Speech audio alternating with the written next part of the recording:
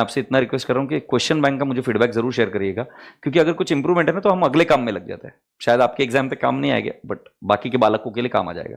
तो फीडबैक से मैं काम करते रहता हूँ, मुझे मजा आता है उसमें। तो फीडबैक रहेगा तो प्लीज देना। इंस्टाग्राम पर एक बार चुपके से चले जाना और फीडबैक दे देना, जो कुछ भी आपको लगे। ठीक है, प्रेम से बाय बाय बोलो, good night, lots of love and you are in my prayers. 100% pass होंगे तुम, चिंता नहीं करने का। ठीक है, बाय बाय, टेक केयर, खुदा हाफिज।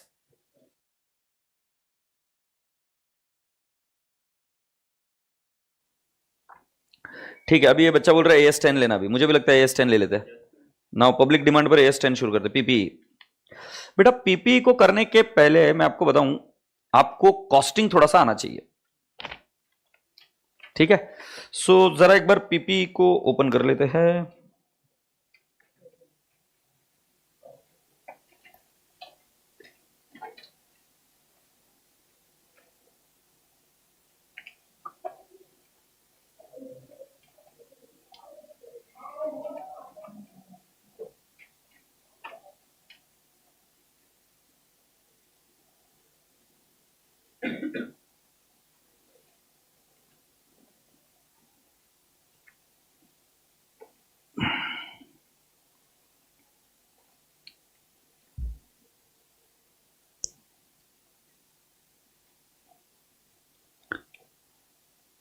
सुनिए, पीपी में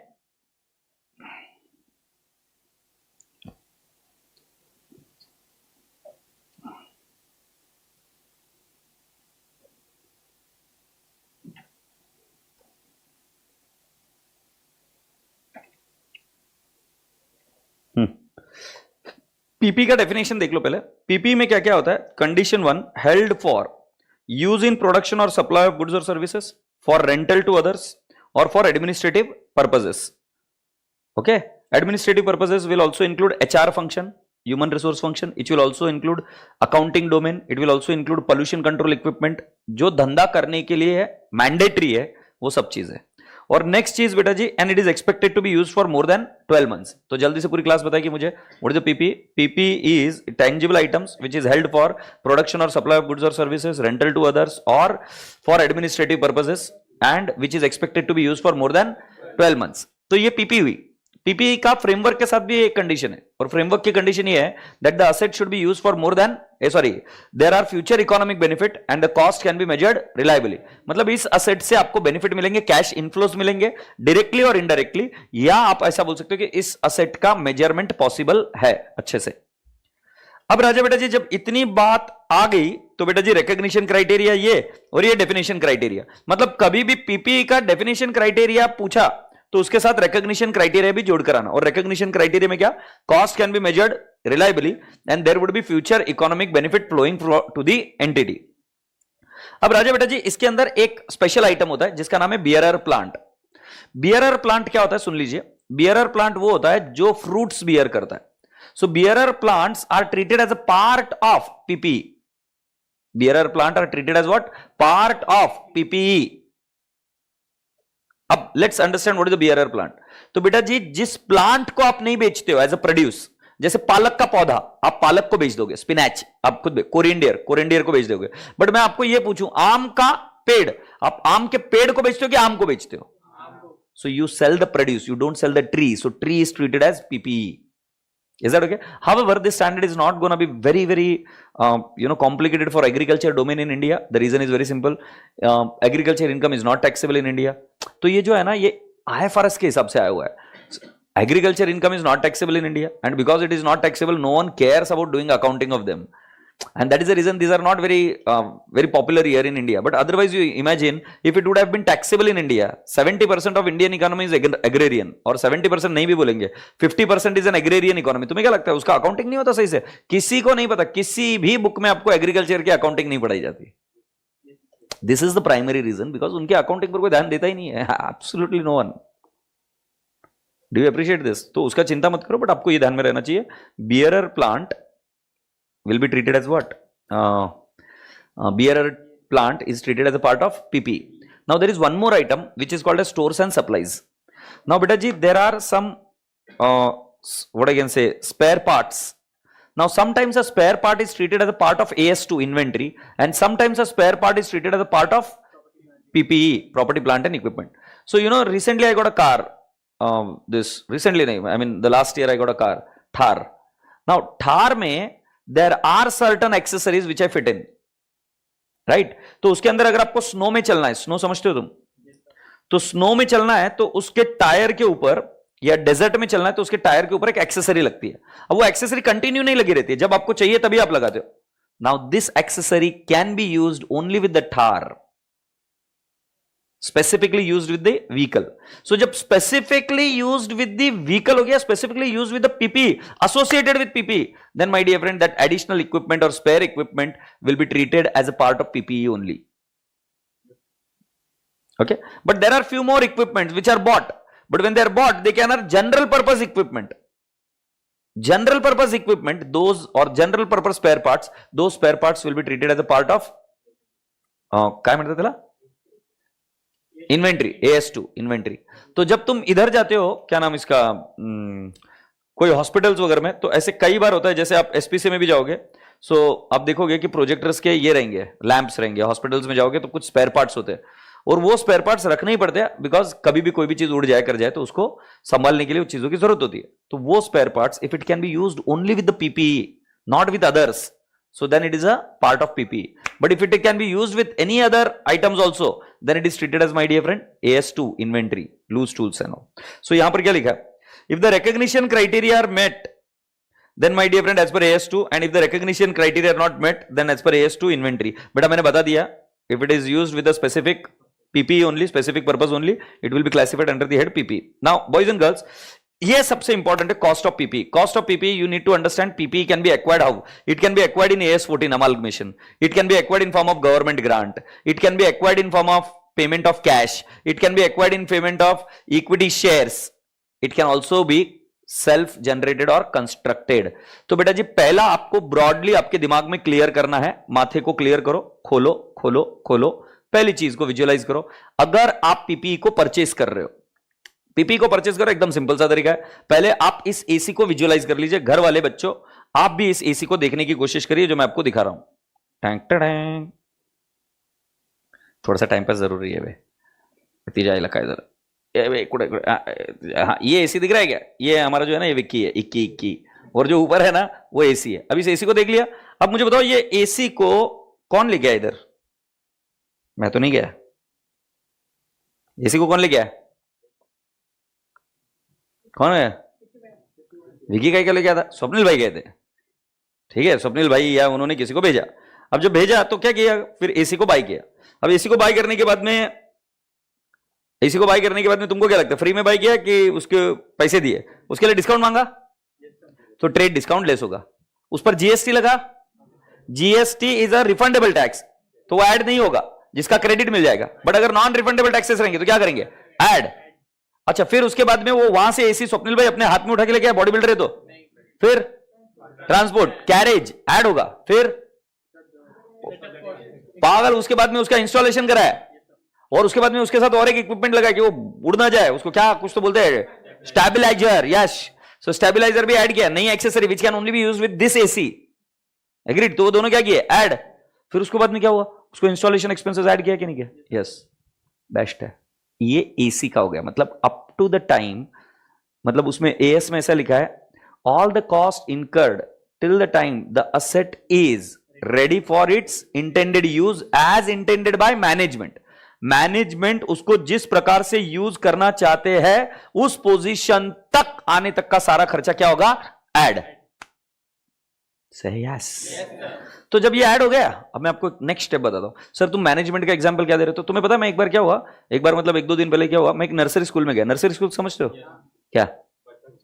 बच्चों का स्कूल, बिल्कुल सही. तो उस बच्चों के स्कूल में ना एसी लगे हुए थे, बट तुम्हें पता है उन्होंने उस एसी को भी डेकोरेट किया हुआ था. उसके अंदर कुछ ये डायनोसर बना था, मतलब भेंडी कुछ भी सिखाते. डायनोसर काय है, काय गाढ़व शिकवा काय पण शिकवतात. ठीक है, उधर डायनोसर था, उधर और कुछ अलग अलग चीजें थी.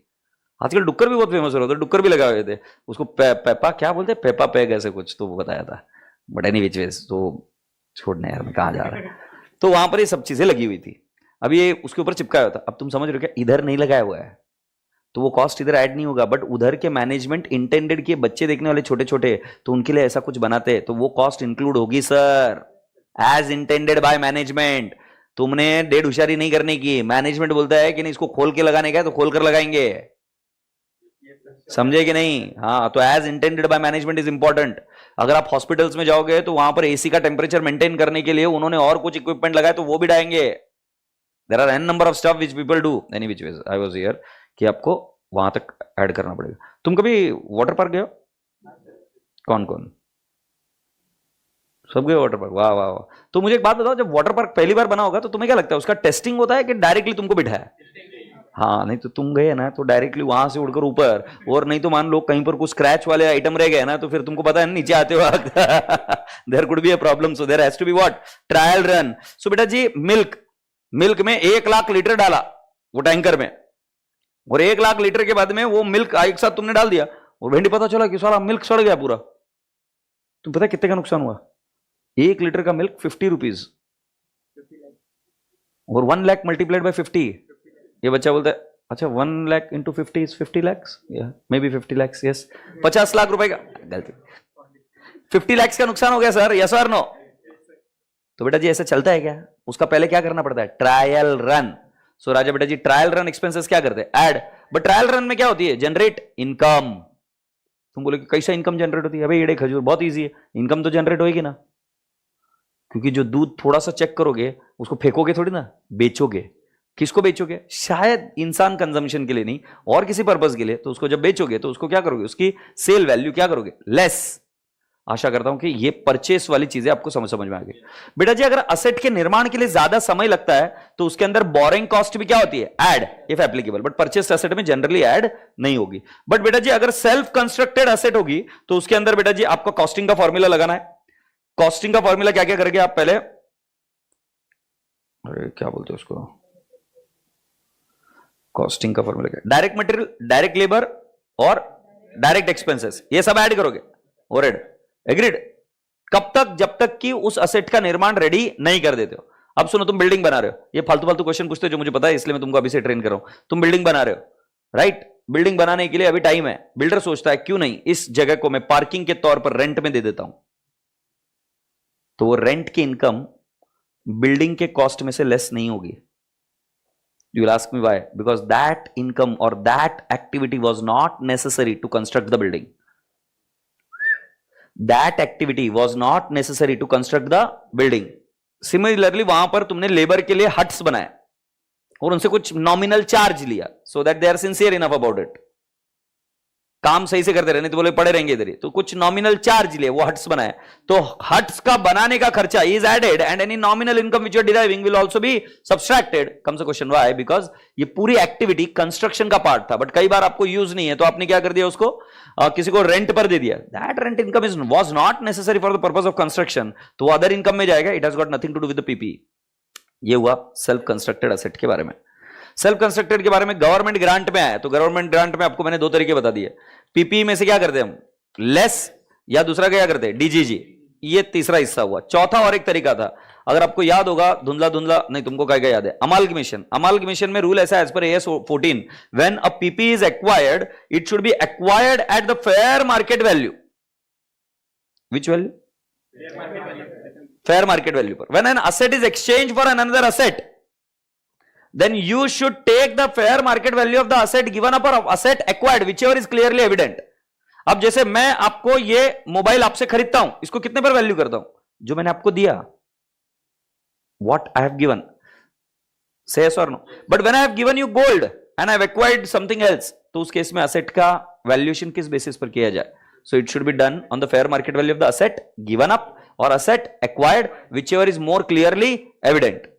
सो बेटा जी स्टेप नंबर 1 हो जाती है असेट का एक्विजिशन। असेट के एक्विजिशन के बाद में उस पर होते हैं एडिशनल एक्सपेंसेस, या हम कहेंगे future expenses. Now future expenses can be of 2 types, one which will maintain the capacity of the asset, मतलब आपने उसमें पेट्रोल भरा है, उसका रिपेयर्स एंड मेंटेनेंस करा है, that will be definitely and only transfer to P&L account, right? अब जैसे इसका सर्विसिंग करा रहे हैं एसी का, it will be transfer to where? P&L account. But suppose if we increase the capacity of the asset, मतलब previously assessed economic benefit के ऊपर हमारा बेनिफिट बढ़ जाए, तो हम क्या करेंगे? We will add that additional expenditure to the cost of PP. So if you understand, this AC has got a what I can say compressor. Now I want to increase the capacity of it because there is a very hot or whatever, I have increased the capacity. So I add 2 or 3 compressors more. In that case, I have increased the capacity, cooling capacity of the AC. In that case, my dear friend, it would be what? Added to the cost of PP. So any additional expenditure which does not increase the capacity, previously assessed future capacity, we will not add anything into it. But if it increases, then we will add into the cost of PP. Now, boys and girls, when I move further, let's go and talk about the next part of the story, depreciation. Additional kharcha ho gaya. Now depreciation. Depreciation, they have not designed or they have not defined the method. So they have said that depreciation should be provided on an asset as per the pattern of consumption of economic benefit. जिस तरीके से आपको pattern मिल रहा है economic benefit का, उसी pattern में आप डेप्रिसिएशन भी प्रोवाइड करोगे. यहां पर एक और चीज है कॉन्सेप्ट, और वो है एडिशनल कंपोनेंट डेप्रिसिएशन. क्या बोला मैंने? कंपोनेंट नहीं, एडिशनल नहीं, कंपोनेंट डेप्रिसिएशन बोलेंगे. कंपोनेंट डेप्रिसिएशन क्या होता है कि पहले वाले एएस में ऐसा था कि राजा बेटा जी कोई एसेट है उसको हम पूरा का पूरा एक साथ ही डेप्रिशिएट कर देते. जैसे एक प्लेन है, एरोप्लेन है, एरोप्लेन का इंजन, एरोप्लेन की क्या बोलते हैं उसके आउटर बॉडी, और एरोप्लेन की बाकी की चीजें क्या बोलते हैं उसको, सीट, लेदर कवर, ये सब चीजें, ये हम सब एक साथ ही डेप्रिशिएट करते. बट ऐसा नहीं है, तीनों की लाइफ अलग अलग है. जैसे अगर आप देखेंगे कोई कन्वेयर बेल्ट है जहां पर सीमेंट बनती है, कन्वेयर बेल्ट है जहां पर कोई मैन्युफैक्चरिंग प्रोसेस है. कन्वेयर बेल्ट समझता है तुम्हें, जो ऐसा मूव ऑन होते रहता है, एयरपोर्ट पर जाते हो तब देखते हो ना ऐसा, वो एक बेल्ट मूव ऑन होते रहता है, वो कन्वेयर बेल्ट होता है. अब बेटा कन्वेयर बेल्ट की लाइफ अलग होती है और बेटा जी आपके असेट की लाइफ अलग होती है. तो बेटा जी जब ऐसा बोला जाता है कि एक असेट जो कि बहुत सारे पार्ट से एक असेट बनती है, और अगर अलग अलग पार्ट्स जिसकी value to the overall cost, original cost is a sizable portion, मतलब अगर हम बात करेंगे conveyor belt, in the case of that whole system, conveyor belt की कॉस्ट बहुत अच्छी खासी है, साइजेबल कंपोनेंट है वो, और उसकी लाइफ अलग है और बाकी की एसेट की लाइफ अलग है. So both should be depreciated separately. इसको क्या बोलेंगे? Component accounting. Is that okay? Component accounting में और एक चीज है. For example I tell you, flight में, एरोप्लेन्स में देयर इज इंस्पेक्शन कॉस्ट, क्योंकि बिना इंस्पेक्शन किए एरोप्लेन को उड़ने देना मतलब देयर इज डेंजर. बिकॉज अगर ऊपर एरोप्लेन बंद पड़ गई तो क्या करोगे? डायरेक्ट नीचे आएगी. इससे अच्छा क्या है कि उसका इंस्पेक्शन होना चाहिए. They should have fitness certificate. So every 3-4 years they should have a fitness certificate done. Do you agree? So राजा बेटा जी मैं अभी आपको बता रहा हूं कि अगर फिटनेस सर्टिफिकेट लिया 4 सालों का, सो पहले तो वो असेट की कॉस्ट में रहता है, बट जैसे आगे चलकर लिया तो पहला वाला फिटनेस सर्टिफिकेट का जो कॉस्ट था उसको डीरेकग्नाइज करते. डीरेकग्नाइज मतलब बाहर निकालना, और नई वाली कॉस्ट को क्या करना? रिकॉग्नाइज करना. मतलब क्या करना? ऐड करना. Is that okay? सो बेटा जी मैंने अभी आपको डेप्रिसिएशन के बारे में बताया. डेप्रिसिएशन आराम से हम कर लेंगे. और मैंने दूसरा क्या बताया? इंस्पेक्शन कॉस्ट वगैरह के बारे में भी बताया. इंस्पेक्शन कॉस्ट वगैरह भी हम क्या करेंगे? एक सेपरेट कंपोनेंट मानकर चलेंगे. इंस्पेक्शन कॉस्ट मतलब जो 3-3, 4-4 साल के लिए आप वन टाइम पेमेंट करते हो ना, हर बार असेट को यूज करने के लिए. जैसे आपको ये बताता हूं, आपने उड़न खटोला सुना है क्या? लिफ्ट सुनी है क्या? लिफ्ट के लिए you have to get it done inspected. Fitness certificate होता है. जब आप कभी अगली बार लिफ्ट में चढ़ो तो आप देखना वहां पर कि उसका ये फिटनेस सर्टिफिकेट लिखा रहता है, उसके लिए पैसे लगते हैं. तो बेटा जी वो फिटनेस सर्टिफिकेट के जो एक्सपेंसेस है ना, वो अलग से डेप्रिशिएट किए जाते हैं, क्योंकि at the end of the day that is the part of the cost of PPE only ना. जो उड़न खटोले को क्या बोलते हैं अपन? Cable car. केबल कार कुछ बोलते हैं.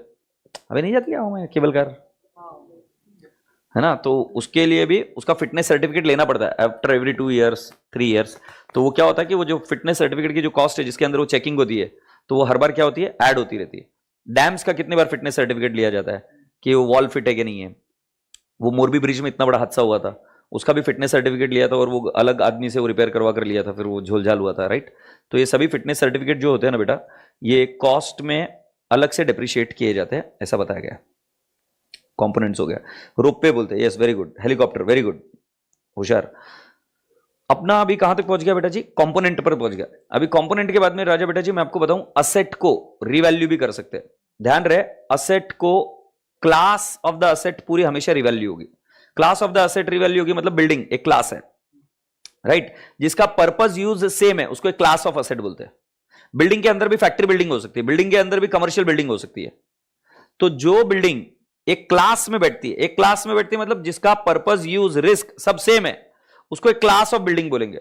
अब वो क्लास ऑफ असेट बोलेंगे. उसका डेप्रिसिएशन एक मेथड से होगा, ये तो ठीक है, बट साथ साथ अगर रिवैल्यूएशन किया तो सिर्फ ऐसा नहीं हो सकता कि पुणे के एसेट का रिवैल्यूएशन हुआ, गुड़गांव की नहीं हुई. अगर both belong to the same class of asset then both would be revalued. Say yes और नो? बेटा क्लास को समझना बहुत जरूरी है.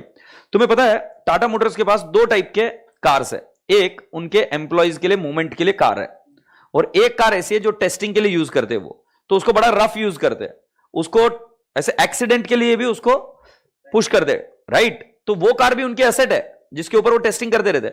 ध्यान से रखना, समझना बेटा, दोनों कार्स अलग क्लास है. कार होना इंपॉर्टेंट नहीं है, नेचर पर्पस यूज क्या है ये भी तो इंपॉर्टेंट है ना. एग्रीड? तो उसके बेसिस पर क्लास आता है. तो स्टैंडर्ड क्या बोलता है कि अगर आपने रिवैल्यूएशन मेथड यूज किया सो आपको उस क्लास की जितनी भी एसेट है सभी को रिवैल्यू करना पड़ेगा. तो revaluation is mandatory not for all the assets, it is mandatory for that class of the asset. Is that okay? And revaluation should be done with sufficient frequency so that it represents the market value. मैंने मेरी real life में आज तक किसी entity को देखा नहीं revaluation करते हो, क्योंकि उसका फायदा नहीं है. रिवैल्यूएशन के पैसे गिनने पड़ते, कोई क्यों करेगा?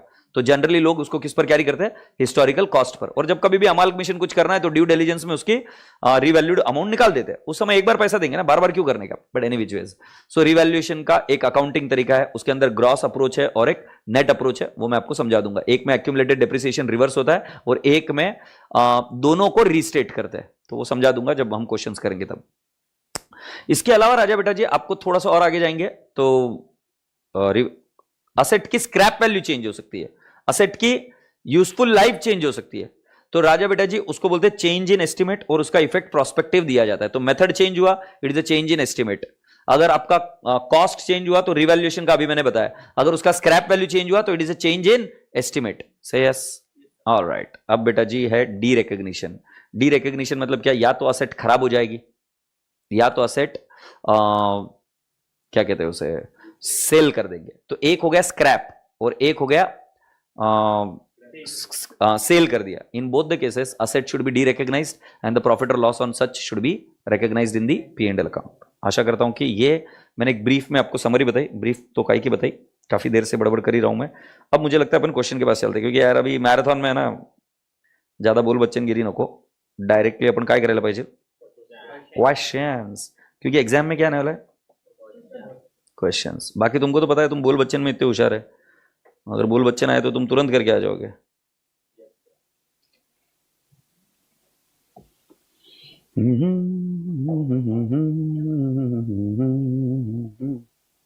जिसकी दीवानी हर ब्रिज की बाला कृष्णा है. अरे वो प्रियेश शर्मा कितनी बार हाय बोल रहा है? एक बार हाय बोलो ना कोई तो. अच्छा शरद ने हेलो बोला, गुड. बेचारे बच्चे हैं ना, आ जाते हैं भूले भटके. चलो किसी से बात कर लेते हैं. Measurement at initial recognition, are we there? तो चला इसका कार्यक्रम शुरू करते हैं. क्वेश्चन नंबर 8, 9, 10 ले लेते पहले. जो है अलबेला मद नैनो वाला. पढ़ते. Deen Bandhu limited contracted with a supplier to purchase a specific machine, wow, to be installed in department A in 2 months time. Special foundation were required for the plant which were to be prepared within this supplied lead time.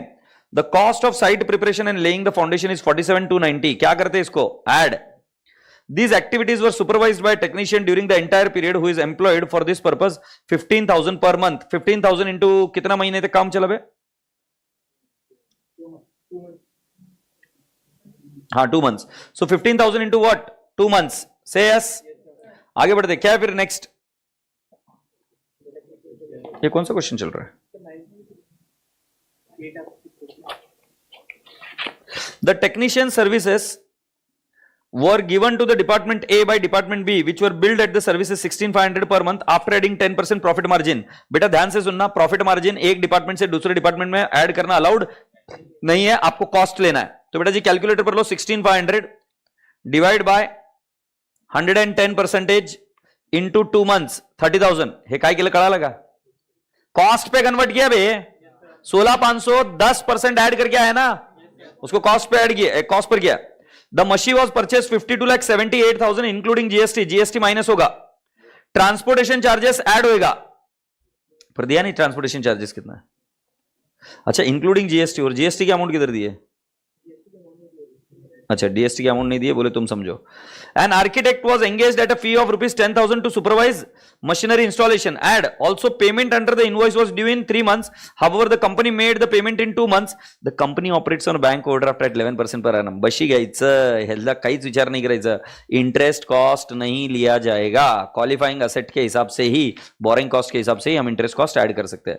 तो ये जरा देखते हैं क्या. पहले हम क्या लेंगे? 52,78,000. GST not adjusted since rate and input tax credit availability not given. फिर साइट प्रिपरेशन कॉस्ट दिया हुआ है, फिर टेक्नीशियन सैलरी दिया हुआ है, ट्रांसपोर्टेशन दिया हुआ है, आर्किटेक्ट फीस दिया हुआ है. ये वो 30,000 क्यों नहीं लिया रहे? एक डिपार्टमेंट ने दूसरे डिपार्टमेंट को जो खर्चा किया वो.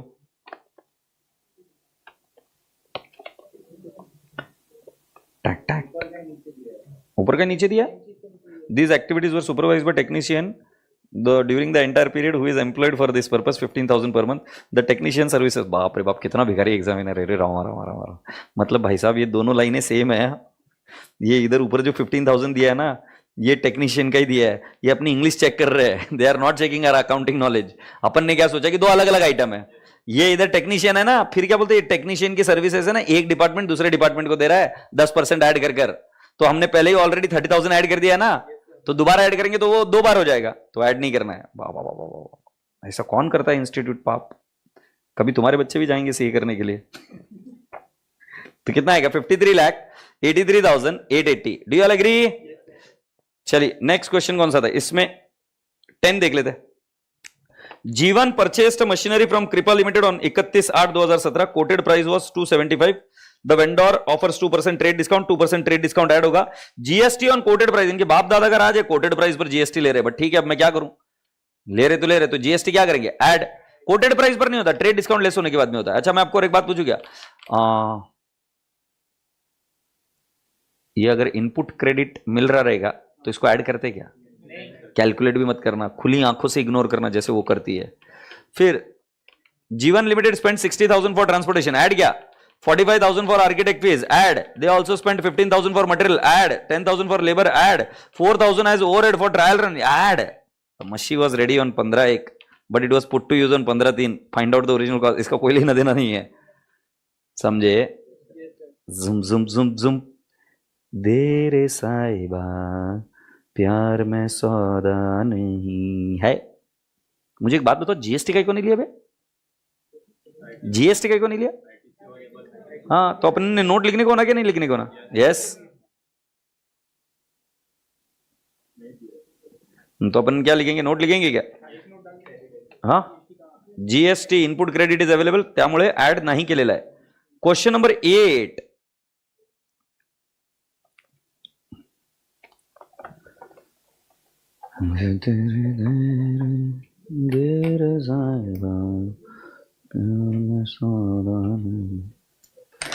List price of the machine.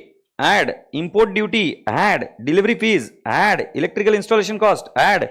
Pre-production. Add. Purchase of 5-year maintenance. अच्छा, नीचे क्या है? Trade discount. No. नहीं, लेस करेंगे. Settlement discount. No. ये बगा. ये मुझे बताओ, मेंटेनेंस कॉस्ट क्यों नहीं ऐड किया? Maintenance cost. Maintenance cost is a separate contract.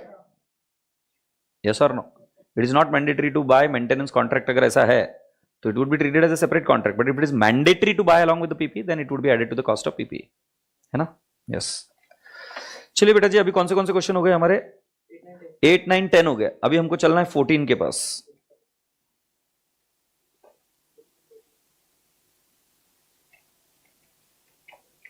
हाँ सर, बताओ मुझे.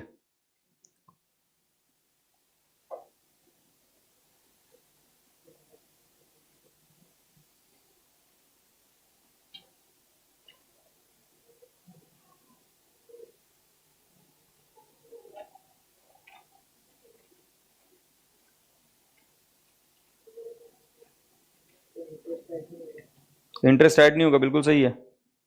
और क्या क्या लगता है? So cost of the plant लेंगे. Initial delivery add. Cost of site preparation add. Consultant used add. Interest charges इल्ले, क्योंकि बोरिंग कॉस्ट के हिसाब से। डिसमेंटलिंग कॉस्ट ऐड होगा, ये मैंने बताना रह गया, but dismantling cost is added. Operating losses before commercial production ignore, ये नहीं होगा कुछ। तो बेटा जी कितना अमाउंट यही आ रहा है क्या सर है? तुमने आंसर देखा इसका, चेक किया कितना आ रहा है? 86 लाख आ रहा है क्या? अच्छा 14 के बाद में 18,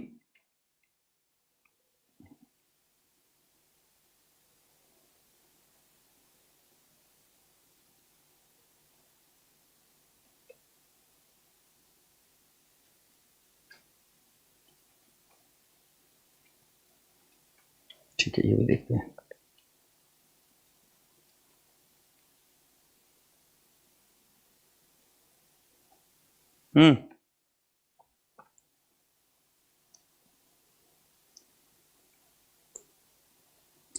बेटा पहले Preet limited intends to set up a steel plant for which it has acquired a dilapidated factor having an area of 5000 एकड़ एट अ कॉस्ट ऑफ 60,000 पर एकड़।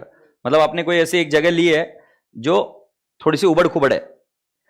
प्रीत limited has incurred 1.10 crore on demolishing the old factory building there on. मैं आपसे एक प्रश्न पूछता हूं, Phoenix mall बना मुंबई का, या फॉर दैट मैटर आपने कोई एक बिल्डिंग बनाई, तो बेटा बिल्डिंग बनाने के पहले मैं आपको बताऊं वहां पर जो जमीन थी वो पूरी ऊपर नीचे थी, स्लोप में थी, उसको लेवल किया, वो कॉस्ट ऐड होगी कि नहीं होगी? अबे कॉमन सेंस है। तो जो चीज आपने खरीदी उसमें फैक्ट्री थी, तो अब अगर आपको बिल्डिंग बनाना है तो पुरानी वाली चीज को हटाना पड़ेगा कि नहीं?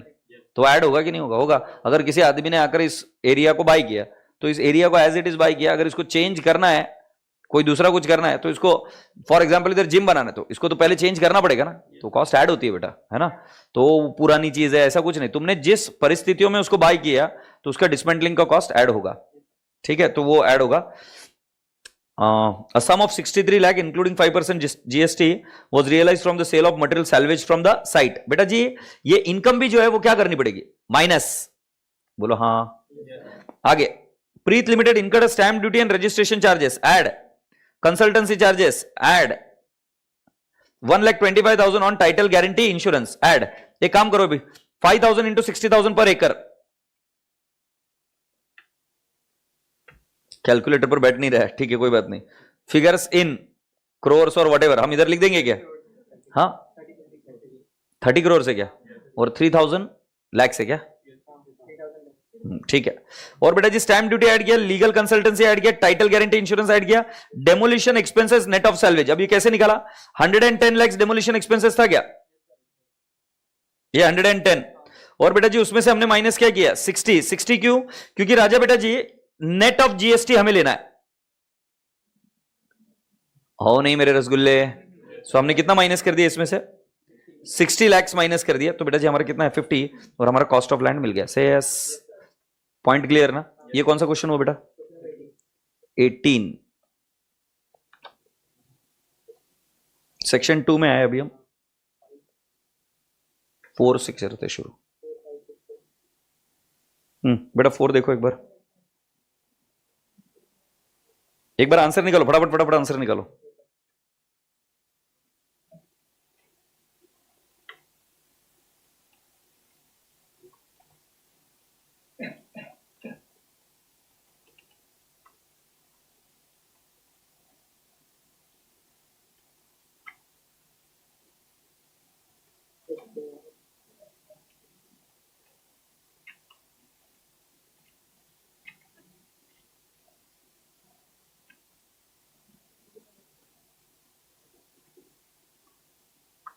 क्या आंसर है?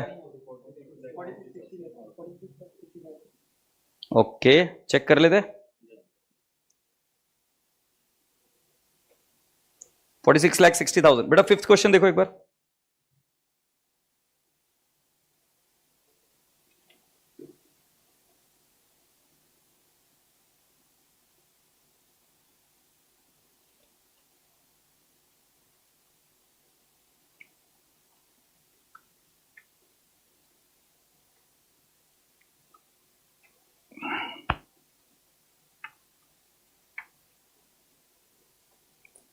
$21,000 आएगा क्या? बेटा जी लेबर कितने हैं? 600 मैन आवर्स है, उसमें से इंस्टॉलेशन के लिए कितने हैं? 200। सो 66,000 डिवाइड बाय 600 इंटू 200 कितना आ रहा है? 22,000 ऐड होगा क्या? Spare parts and tool consumed in installation 6000 add होगा. Total salary of supervisor time spent for installation was 25% of the total time work. 24,000 into 25%, 6,000 add होगा क्या? Total admin expenses 110 relates to plant installation. 32,000 का 110, 3,200 add होगा. Test run and experimental production 23,000 add. Consultancy charges add. Depreciation on asset use for installation add. ये depreciation का मतलब समझ में आया क्या? एक आधी क्रेन यूज करी आपने तो उसका डेप्रिसिएशन जो है वो इधर ऐड होगा. सो बेटा जी क्या वैल्यू है 5,42,200. तुमने पक्का मैच किया ना बे? क्या आंसर देख देख के बता रहा कमी ने? दिखा कैलकुलेटर पर? तूने किया ना? क्या बेटा? कौन सी delay cost? The machine was ready to use on, but due to this delay, further cost of 19,000 was incurred. No, delay cost is not. देखो क्या है? The machine was ready for use on 15th January, but used from 1st January. हमारा rule क्या है? Any cost which is incurred till the time the asset is ready for its intended use, we should add till that point. Let me give you an example of that. Suppose your asset was ready for its intended use on March 2020, but thereafter Corona came up, and for that you had to protect it. But it was already ready for its intended use, but you had to protect it for the simple reason there was a lockdown. Now you cannot add that cost because that was not intended for its use purpose. उसके बिना भी हो सकता था ना.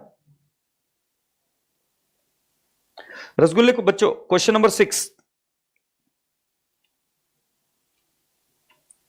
Chandra Towers Limited purchased a plant from Tata Mako क्या नाम है 39/2017 with a quoted price of 180 lakhs. आगे क्या बोल रहे बेटा फिर? With a condition that discount of 12.5%, 1.25% will be allowed if the payment were made within one month. हमें इसका कोई लेना देना नहीं है. GST is 18% on the quoted price. Full input tax credit is available. CTL incurred 2% transportation cost and 3% on erection cost. Of the quoted price, pre-operative cost amounted to rupees 1.5 lakh. The machine was ready for use on 30th December. However, it was put to use. However, when it was put to use is not important. Depreciation भी तुम्हारी चालू हो जाएगी when the asset is ready for or available for use. Put to use अभी concept निकल गया. So मुझे जल्दी से बताओ कितना कितना लेंगे? 180. फिर ये डिस्काउंट का कोई लेना देना नहीं. जीएसटी का कोई लेना देना अगर पूरा इनपुट क्रेडिट है तो नहीं. 2% on transportation cost and 3% on erection cost of quoted price. लो बेटा कैलकुलेटर पर 180 इंटू 5% डायरेक्टली ले लू क्या? कितना आ जाएगा? 9 लाख. सो बेटा जी ये देखो इधर 180 जीएसटी कुछ भी नहीं 3.6 और 5.4 इज 9 हो गया क्या? आगे क्या बोला बेटा? Pre operative cost amounted to rupees 1.5 lakh. Now बेटा जी प्री ऑपरेटिव कॉस्ट मतलब उसको शुरू करने के पहले की कॉस्ट. सो राजा बेटा जी वो कितनी 1.5. ये टोटल ऐड कर लेंगे क्या? 190.5. सो राजा बेटा जी इसके साथ हुआ हमारा क्वेश्चन नंबर ये कौन सा? 6. अभी बेटा जी 7th है हमारे पास. देख लो एक बार. चीप है ये सेम है. डेट ऑफ पेमेंट भी दिया रहता तो सर वो कैश डिस्काउंट रहेगा. वो इंटरेस्ट डिस्काउंट है उसको कहीं को लेंगे. समझे कि नहीं पुट्टे? ऐसा क्या कर रहे हैं?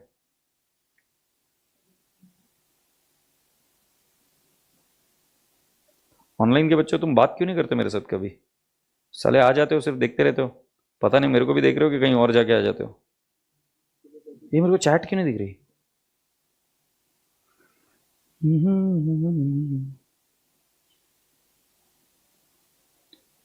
विनय लोहिया पूछ रहे सर ब्रांच अकाउंट आज करवाओगे क्या?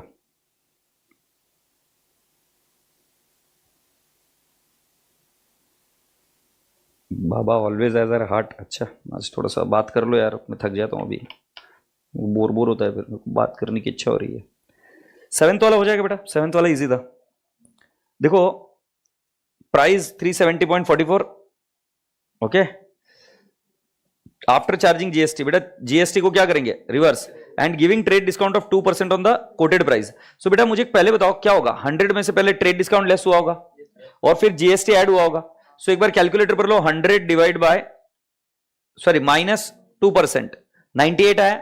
98 इंटू 8% प्लस करके हमने निकाला 105.84. बोला हाँ भैया नहीं. सो बेटा जी अभी हमारी प्राइस कितनी है? 370.44. देखो बेटा मैं क्या बता रहा हूं. अगर किसी का 98 कॉस्ट है तो उसका इंक्लूडिंग जीएसटी कितना है? 105.84 provided GST is not calculated on quoted price. मैं जो लिखा हूं बराबर है क्या? कैसे निकाला? 100 लिया पहले, 100 माइनस 2% ट्रेड डिस्काउंट, तो 98 आया। 98 पर मान लो जीएसटी लगा होगा तो 105.84 है। सो बेटा जी अब मुझे बिफोर आफ्टर ट्रेड डिस्काउंट वाली चीज चाहिए, तो कैन आई नॉट से कि मैं इधर लिख देता हूं 370.44? क्यों? क्योंकि उन्होंने बोला 370.44 is after charging GST and giving trade discount of 2% on the quoted price. बराबर है क्या नहीं है? सो बेटा जी मुझे कॉस्ट निकालनी है, तो मैं क्या करूंगा? 370.44 इंटू 98 डिवाइड बाय 105.84 कितना आ रहा है? 343 आ रहा है क्या? अब 343 डिवाइड बाय 98% किया तो 350 आ गया। तो अब वो 350 से भी शुरू करेंगे तो तुमको डर नहीं है। ये देखो 350 फिर कितना लेस किया? 2% ट्रेड डिस्काउंट। मैं डायरेक्टली 343 बता रहा था आपको, तो 343 कैसे लेना समझ में आया? तो 100 के बेसिस पर काम करके करना। आगे बढ़ते। Installation charges 1% on the quoted price. हाँ अब इसके लिए कोटेड प्राइस निकालनी पड़ेगी, 343 से काम नहीं चलेगा। सो 350 इज द कोटेड प्राइस। 350 का कितना परसेंट बेटा जी? 1%। कितना आएगा बे? 3.5। और 0.25% ट्रांसपोर्टेशन कितना आएगा? 0.875।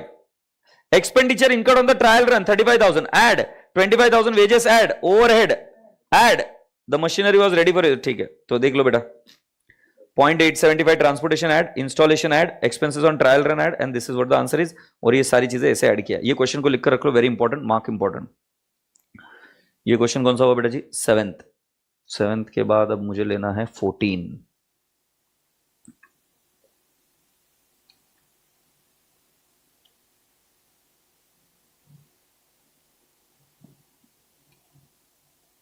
देख लो बेटा मेरे हिसाब से तो हो जाना चाहिए आपको। थोड़ा सा धीरे धीरे चलते बेटा, क्योंकि अभी ये स्टैंडर्ड मेरे को ऐसा लगता है कि खत्म कराना है।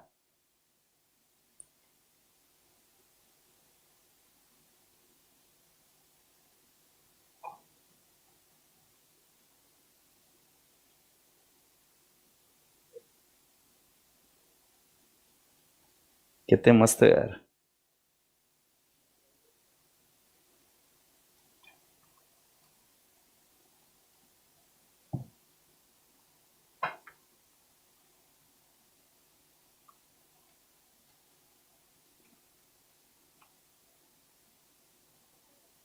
चलिए 14th हो पाएगा क्या? आंसर निकला बेटा? कितना है? 1,61,55,000।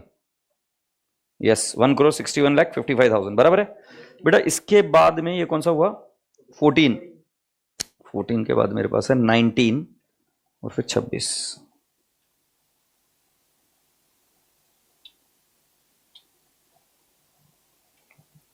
बेटा अच्छी पे रहे, जल्दी खत्म करो यार, बस देखा नहीं जाएगा।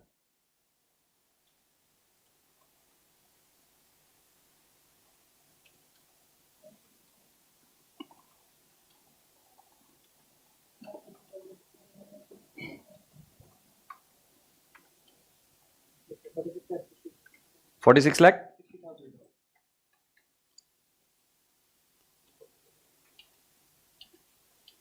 46,60,000। यस बिल्कुल सही जवाब। हाँ अगला क्वेश्चन कौन सा था?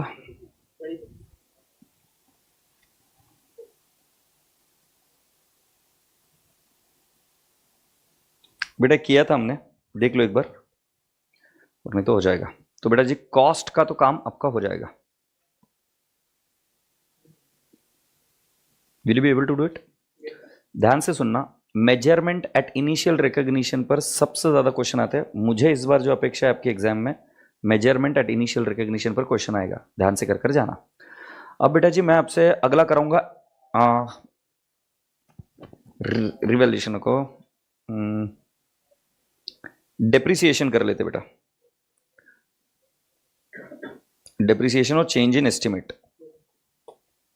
सो बेटा हमारे ये तो हो गए, कितने क्वेश्चन हो गए? 1 2 3 4 5 6 7 8 9 10 11 12 12 questions we have done. Now बेटा जी डेप्रिसिएशन 12 6 और 23 और 17, क्योंकि वो भी चेंज इन एस्टिमेट है, both we will handle it together. So बेटा जी 12 and 6 is what we C.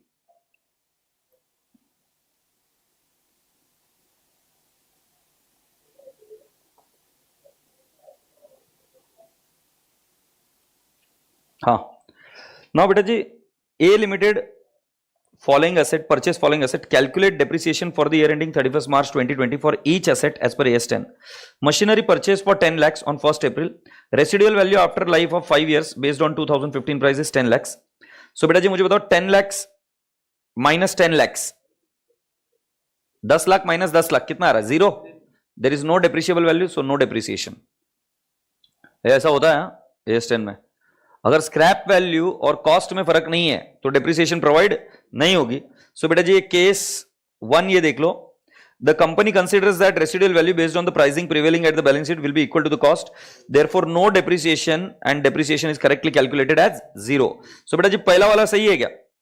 Land for 50 lakh, no depreciation on land because it does not have life, it has got unlimited life. A machinery constructed for 5 lakh for its own use, useful life is 10 years. Construction is completed on 1st April, but the company does not begin using the machine until 31st March 2020. बेटा machinery construct की कितने की? 5 lakh. Construction completed on 1st April, but it does not use until 31st March 2020. उससे कोई लेना देना नहीं है. अपन डेप्रिसिएशन करेंगे कि नहीं करेंगे? यस. सो बेटा जी कैलकुलेटर पर लो, 5 लाख डिवाइड बाय 10 years कितना आएगा? 50,000. सो बेटा जी सेकेंड ईयर का डेप्रिसिएशन आएगा, अमाउंट नहीं कैलकुलेट की. The fact that machine was not used for the period after it was ready for use is not relevant considering when to begin charging depreciation. और मैंने ये बताया था ना, when it is available for use से depreciation शुरू हो जाएगा. तो आप कैलकुलेट करके भी दिखा देना depreciation कितना आएगा? 50,000. Machinery purchased on 1st April for 50,000 with useful life 5 years and residual value nil. On 1st April 19, management decides to use these assets for further 2 years. For further 2 years only. तो बेटा जी आप मुझे बताओ, नहीं क्या हुआ? Machinery purchased on 1st April 17 with useful life of 5 years and residual value nil on 1st April 19. Management decides to use these assets for 2 years only. मतलब सिर्फ 2 साल यूज करने के लिए एसेट किया है. ऐसा होता है बेटा जी. जैसे लैपटॉप की आपके लिए लाइफ अलग होगी, बट टीसीएस के लिए लैपटॉप की लाइफ अलग है. Why? Because they have to change it so that they see it कि भाई साहब they are always upgraded to the latest technology and latest softwares and latest hardware. तो वहां पर उनका 2 साल के बाद में लैपटॉप को चेंज, ऐसा होता है रूल. सो बेटा जी यहां पर 2 साल है तो हम कितने में उनको डेप्रिशिएट करेंगे? 2 साल. आपको life of an asset you can not say that it would be same for every organisation. Like military will use a truck और a car for a particular period of time only. Similarly a hospital will use an oxygen cylinder for a particular period of time only. Agreed? Yes. So बेटा जी 50,000 divide by 2 कितना depreciation आ जाएगा? कितना? नहीं ये क्या किया इन्होंने? कुछ मिस हो रहा है क्या? नहीं रे, क्या गड़बड़ हुई मैं बताता हूँ. क्वेश्चन में कॉमा वॉमा है ना, डाले नहीं कमीने ने. तुम्हारी गलती नहीं है ना मेरी है. हमने इस क्वेश्चन को कैसे इंटरप्रेट किया था पहले कि एसेट खरीदी है 50,000 की, उसकी यूजफुल लाइफ है 5 years, बट मैनेजमेंट इसको 2 साल में डिप्रिशिएट करेगा. वैसा नहीं है क्वेश्चन. क्वेश्चन ऐसा है एंड रेसिडुअल वैल्यू नील, फिर ये इधर फुल स्टॉप है ऐसा, फिर ओ बड़ा होना चाहिए था, इधर फुल स्टॉप है, इधर फुल स्टॉप है, फिर ओ बड़ा होना चाहिए था. ऑन 1st April 19 मतलब 2 साल बाद management decides to use this asset for further 2 years ओनली. तो बेटा हम कैसे करते? पहले 2 साल यूज हुई है तो उसके ऊपर डेप्रिसिएशन पर ईयर कितना? 10,000. सो 10 और 10,000 मतलब 20,000 लेस हुआ, तो डब्ल्यूडीवी कितनी आई? 30,000. अब रिमेनिंग यूजफुल लाइफ कितनी है? 2 years. तो हम इसको डिवाइड करेंगे 2 years से, और अब डेप्रिसिएशन कितनी होगी? 15,000. 15,000 बोला पड़ा हो गया. ठीक है, ऑल राइट. सो बेटा जी ये क्वेश्चन नंबर हुआ हमारा 12. अभी 6 देखना है. 6 क्या हुआ?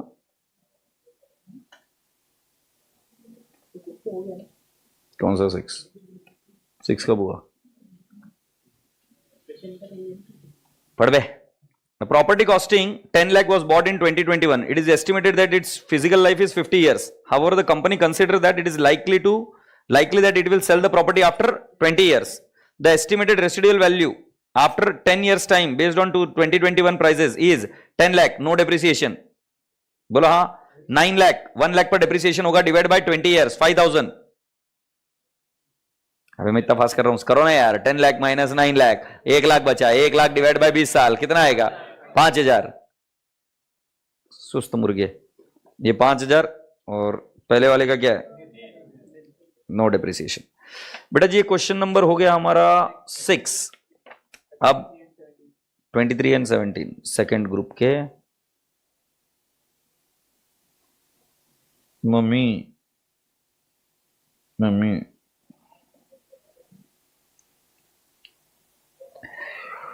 पापा पापा पापा क्या बेटा?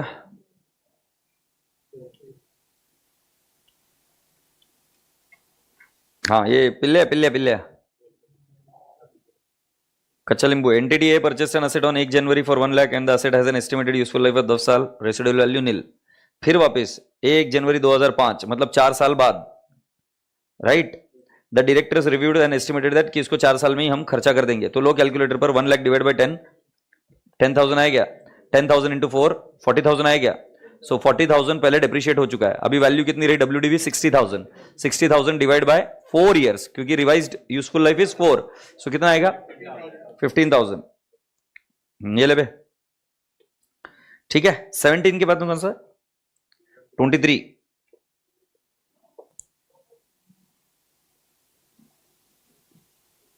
एक बार करेंगे बेटा इसको, जैन 21 में हुआ है।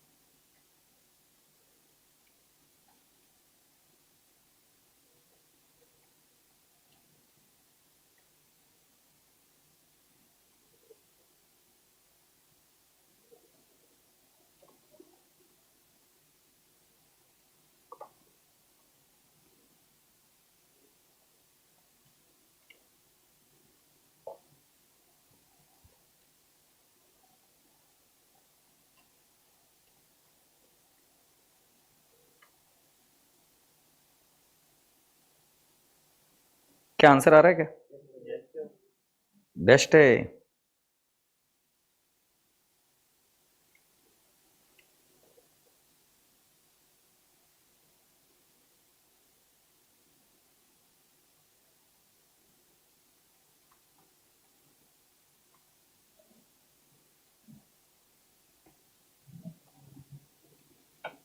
थैंक यू खुशी, thank you so much. A Limited purchased an asset on 1st April 2014, 5 lakh and assets useful life of 8 years with nil residual value on 1st April. A she, ये तो वही है, life of the asset, and decided that asset would probably be useful for further 2 years with residual value of 5% of the original cost. पहले nil residual value थी, है ना? So calculate the amount of depreciation. तो करे क्या? पहले लो 5 lakh divided by 8 years, 5 lakh divided by 8 कितना आएगा बेटा जी? 62,500। फिर बेटा जी 14 के बाद 15, तो मैंने क्या करना है? 2019 माइनस 2014 मतलब कितने साल हो गए? 5 साल गए। सो बेटा जी 62,500 इंटू 5 इतना डिप्रिशिएट हुआ था। 3,12,500 माइनस 5 लाख किया तो कितना आ गया? 187,500। ये WDV है क्या? अब बेटा जी उन्होंने बोला फर्दर 2 इयर्स और 5% ऑफ द ओरिजिनल कॉस्ट। सो 5 लाख का ओरिजिनल 25,000 है क्या? ये रेसिडुअल वैल्यू माइनस करी और डिवाइड बाय 2 इयर्स करा। ये बच्चे ने माइनस नहीं किया है, मेरे को इसके थोबड़े के स्माइल से ही पता चल गया। चल झट्टे 81,250 आएगा डिप्रिसिएशन। यस सर, क्या मैंने किया है? उधर एग्जाम में मैं जाएगा क्या? खाले कसम तूने किया था बोलकर। नहीं किया था। ये किसको इंप्रेस कर रहा है? वो मानती है, मैं नहीं मानता। A company manufactures a machine for its own use. The manufacturing of the machine was completed on 1st November 2019. The machine was finally capable of operating as on December 15th, 2019. However, company started using the machinery on 1st February. The company charged depreciation from 1st February. Comment in the context of AS10. No, it should be charged from the day it is available for use as intended by management. बोला था ना, available for use when it is in the location and condition as necessary of operating in the manner intended by management. Say yes or no. सो जब वो ready थी, manufactured नहीं, ready थी as intended by management, तब से depreciation चालू हो जाएगा। अच्छा कौन सा क्वेश्चन हुआ भाई? 23 के बाद में कौन सा था? 17 हो गया था ना बेटा पहले। ओके अब हम कौन सा करेंगे पता है तुम्हें? चेंज इन एस्टिमेट भी हो गया ना बेटा। सो देखिए अभी आपके क्वेश्चंस हो गए इधर तक। चल चल चल चल।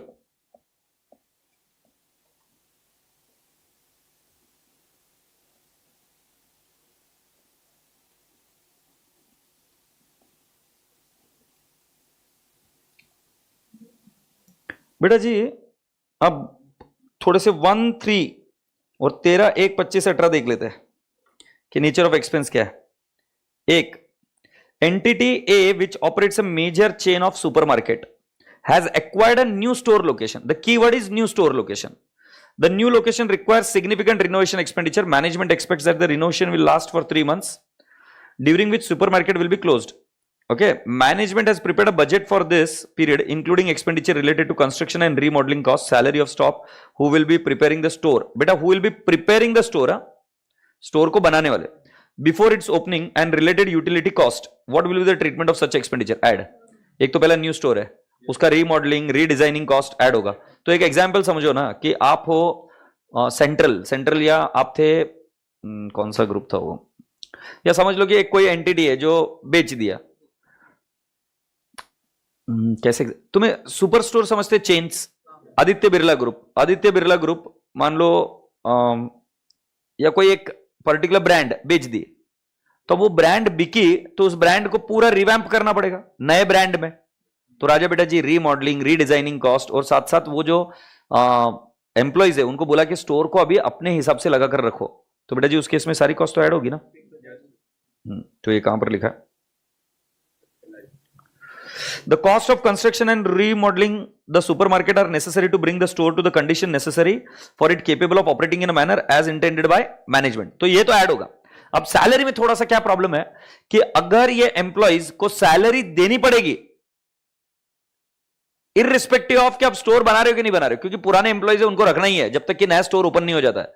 तो बेटा जी it is not for the purpose of store. तो ये देखो क्या लिखा है, however if the cost of salaries, utilities and storage of goods are in the nature of operating expenditure that would be incurred if the supermarket was open, then these costs are not necessary to bring the store to the condition as intended by management and should be expensed. समझ में आया क्या? कि मतलब वो employees जो preparation कर रहे स्टोर को ओपन करने के लिए, अगर वो स्टोर ओपन करने के बाद में भी खर्चा होने ही वाला है, so then those costs are not in the nature of opening the store, right? They are the operating nature cost and hence it would be charged to P&L account, it would be expensed out. Is that okay? ये हुआ question number 1। अब question number 3 इधर, ये नवंबर 18 में आया था बेटा, पढ़ो इसको जरा। Neon Enterprise operates a major chain of restaurants located in different cities. The company has acquired new restaurant located at Chandigarh. The keyword is new location. फिर क्या हुआ बेटा जी? अरे कहां गए इनके चैट्स? हाँ,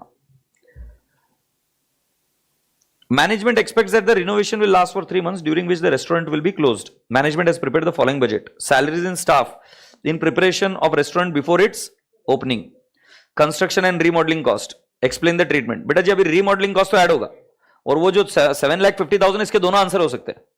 अगर वो बाद में इनकर नहीं होने वाले तो डोंट ऐड इट, नहीं बाद में इनकर नहीं होने वाले तो ऐड इट, और अगर बाद में भी इनकर होने वाला है तो they are in the nature of operating cost, don't add it. Yes और no?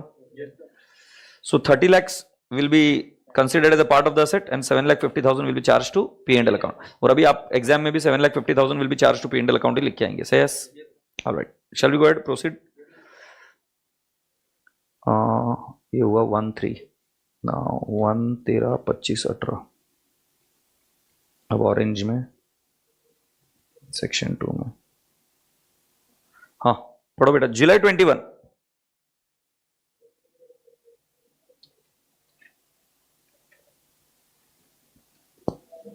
Easy PG, easy PG.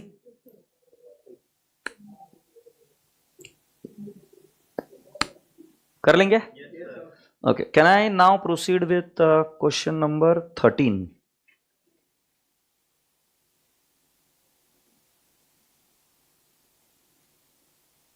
अगर हो सके, अगर आपको इसमें कुछ प्रॉब्लम लगी बुक में तो मेरे को फीडबैक जरूर देना, हमें इंप्रूवमेंट करने के लिए आसानी होगी.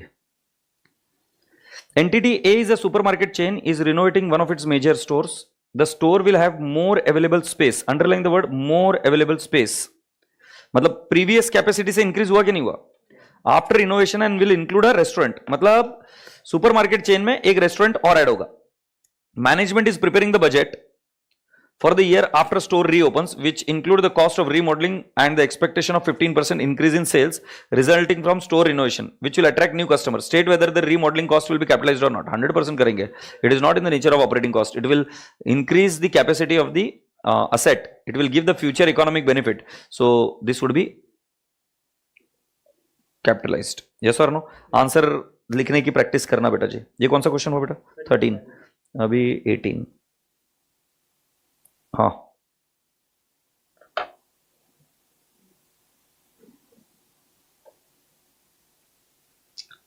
बेटा इसके लिए मैं आपको एक बताऊंगा कि रेगुलर बुक को पढ़ना. एक बार कॉस्ट वाला जो था उसके अंदर कुछ कॉस्ट को स्पेसिफिकली एक्सक्लूड करने के लिए बोला हुआ है.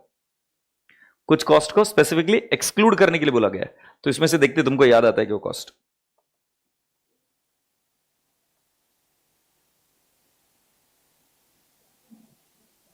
Entity A has an existing freehold property which it intends to knock down and redevelop. During the redevelopment period, the company will move its production facilities to another temporary site.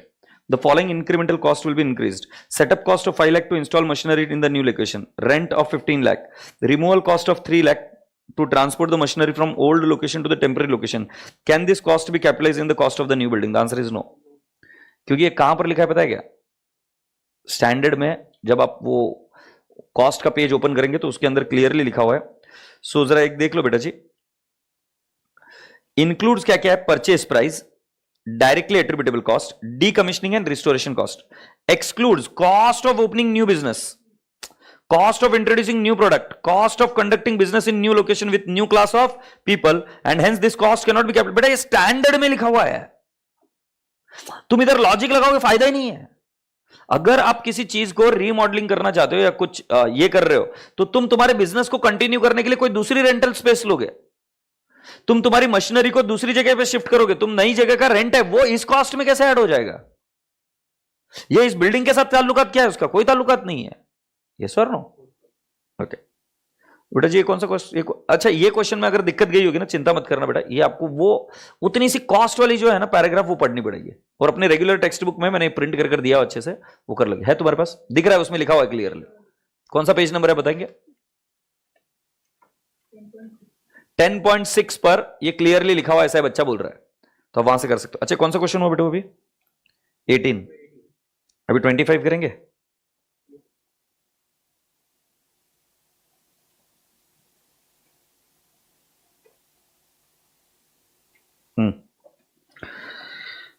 कितना bore करते हैं. Bore हो गया मैं तो. पकड़ पकड़ के बोर कर रहे हैं.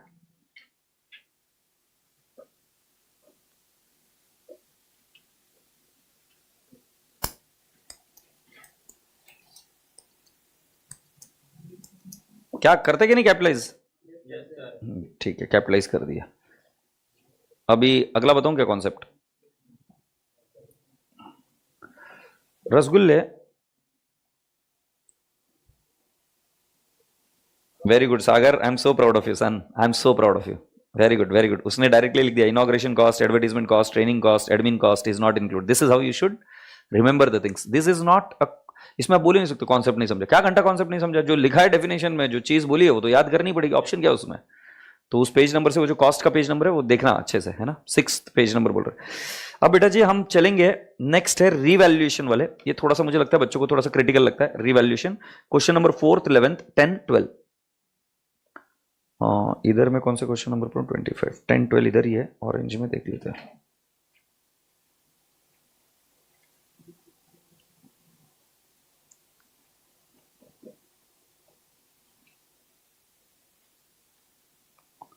Okay. Aragon Limited purchased a shop at the beginning of the year for 850. The useful life was 30 years and the residual value was 25,000.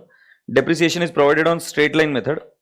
The shop was revalued in the middle of 15 years for 19,50,000 and the revaluation was incorporated in the accounts. Calculate surplus on revaluation and depreciation to be charge to the P&L account at the year 15। इसमें accounting नहीं पूछी है, सिर्फ revaluation surplus निकालने के लिए बोला है और अगले साल का डेप्रिसिएशन निकालने के लिए बोला है। तो आप मुझे बताइए कितने में लिया, 8,50,000, रेसिडुअल वैल्यू कितनी है 25,000। तो बेटा जी कैलकुलेटर पर लीजिए 8,50,000 माइनस 25,000 कितना आ गया बेटा जी 8,25,000। कितनी यूजफुल लाइफ है 30 इयर्स, डिवाइड बाय 30 बेटा कितने 27,500 27,500 बेटा कितने साल पूरे हुए 14। कितने साल पूरे हुए 14, क्योंकि in the middle of 15 year बोला, सो इनटू 14, सो 3,85,000 है क्या। क्या मैं आपसे ये बोल सकता हूं कि मेरा 8,50,000 जो कॉस्ट है उसमें से मैं करूंगा लेस 3,85,000, बोलो हाँ ना, 4,65,000 बराबर है। अब इसको 6 महीने का और डिप्रिसिएशन दे दो, क्योंकि मॉड्यूल करती है ऐसा, किया है ना हाँ, मिडल ऑफ द ईयर बोलने की वजह से। अपना बुक वैल्यू कितना है 465 है ना। हाँ अभी मुझे बताओ ये 27,500 डिवाइड बाय 2, क्योंकि मिडल ऑफ द ईयर ना, तो कितना आएगा 13,750 और लेस होगा क्या। सो बेटा जी मिडल ऑफ 15th ईयर मेरी वैल्यू कितनी आ जाएगी 451,250। क्या ये कबूल है क्या, एग्रीड। तो बेटा जी ये देख लो 451,250 आए। पहले मुझे बता दो इसमें कोई अड़चन है क्या। तुमने पहले क्या लिया, कॉस्ट लिया, उसमें से स्क्रैप वैल्यू माइनस किया, डिवाइड बाय 30 इयर्स किया, आपको डिप्रिसिएशन मिला, 14 इयर्स का फुल डिप्रिसिएशन मल्टीप्लाई किया, या आप डायरेक्टली 14.5 भी कर सकते थे, आपको एक्यूमुलेटेड डिप्रिसिएशन मिल जाएगा। उसको कॉस्ट में से माइनस करना, डिप्रिशिएबल अमाउंट से नहीं, क्योंकि आपको बुक वैल्यू चाहिए, डब्ल्यूडीवी चाहिए। अब आपकी बुक वैल्यू हो गई 451,250, इसको कंपेयर करो 19,50,000 के साथ।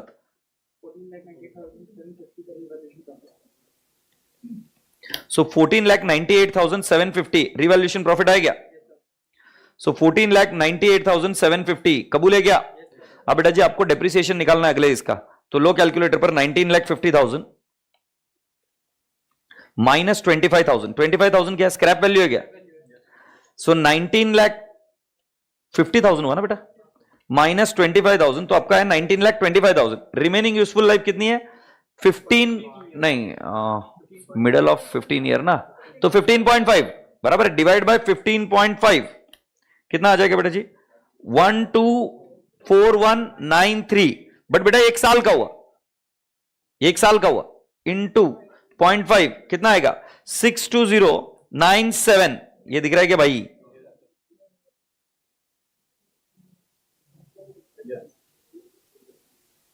पक्का।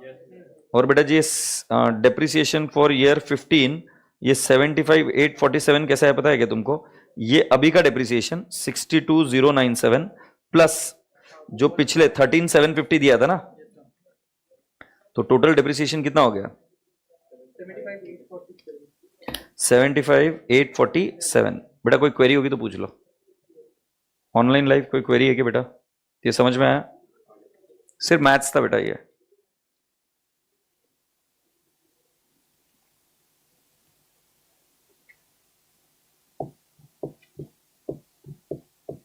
कोई क्वेरी के पूछ लो जल्दी से, है ना।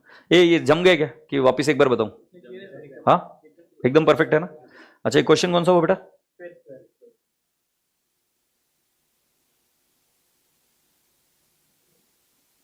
ट्वेल्थ हो गया ना, 11th ऊपर है अभी। Explain the accounting treatment of revaluation. बेटा जी ये थ्योरी है, आप देख लेना, है ना। 11 के बाद है मेरा 10। हाँ नहीं ठीक है, बट वो भी रिवैल्यूएशन कहते हैं तो मेरा ठीक है। 10th पढ़ो जरा एक बार।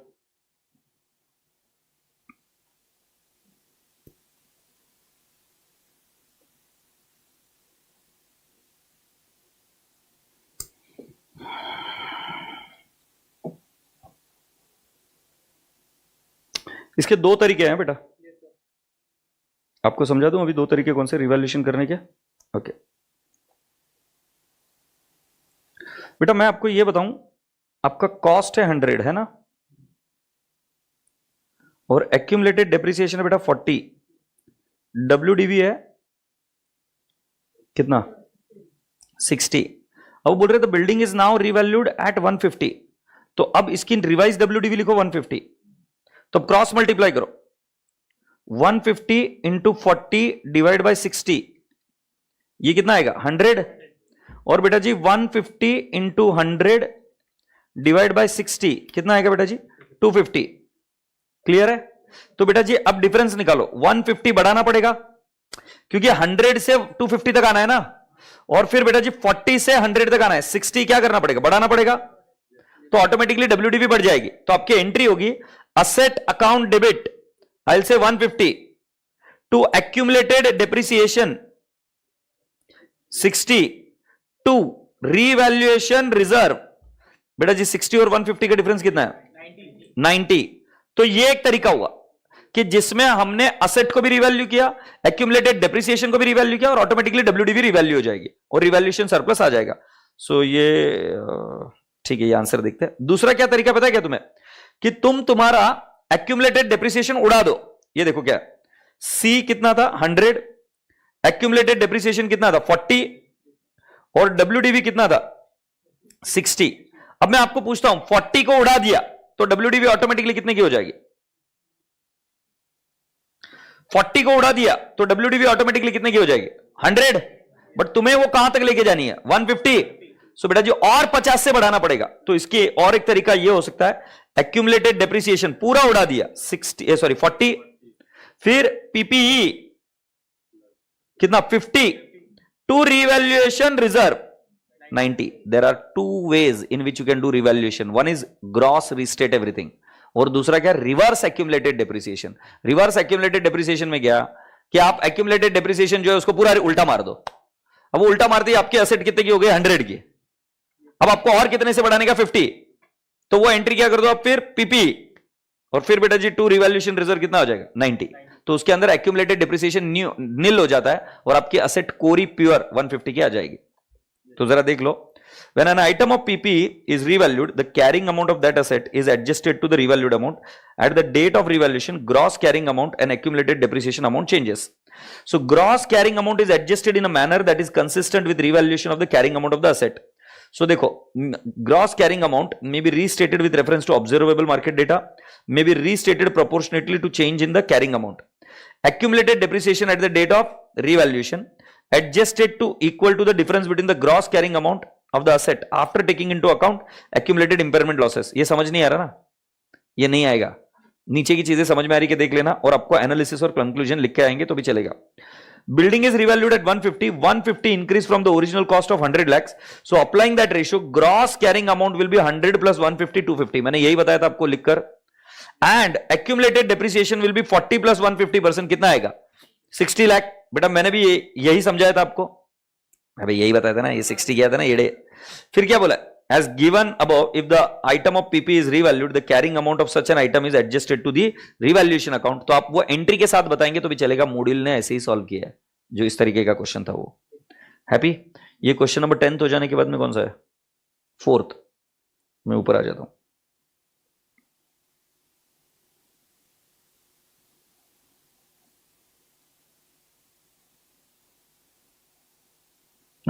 नहीं, ब्लू में जाना है।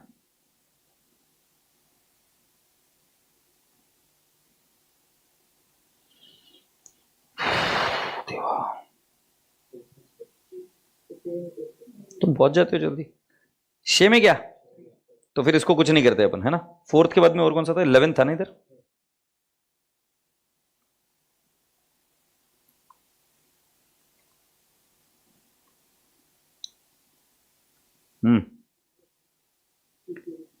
हाँ चलो देखो इसको,